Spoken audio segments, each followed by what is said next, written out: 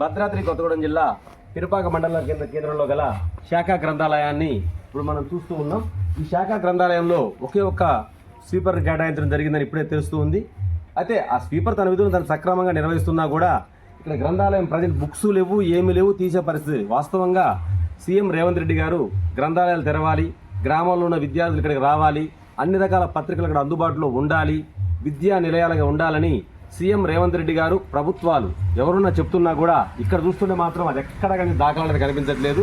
ఇది పేరుకు మాత్రమే శాఖా గ్రంథాలయం అని పేరుంది తప్ప అది ఏ శాఖా గ్రంథాలయం కూడా అసలు అంత దౌర్భాగ్య స్థితి ఇక్కడ ఉంది. పిరుపాక మండల కేంద్రంలో ఉన్న ఎంప్లాయీస్ కానీ చాలా పెద్ద మండలం, పిరుపాక మండలం గిరిజన ఏజెన్సీ ప్రాంతాల్లో చిట్ట చివరి మండలం ఇది.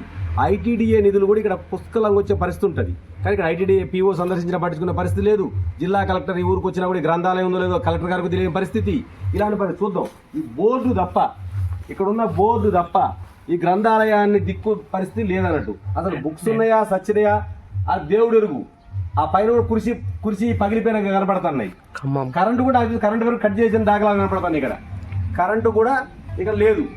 అంటే ఒక కరెంటు లేదు, ఒక మన్ను లేదు, ఒక ఫ్యాను లేదు, చెత్తమయం. ఇలాంటి పొజిషన్లో శాఖా గ్రంథాలయం ఉంది. దీనిపైన జిల్లా కలెక్టర్ కానీ, ఉన్నత అధికారులు కానీ, గ్రంథాలయ శాఖ జిల్లా అధికారులు కానీ, స్థానిక రాజకీయ నాయకులు కానీ ఎలా స్పందిస్తారో వేచి చూడాల్సి ఉంది.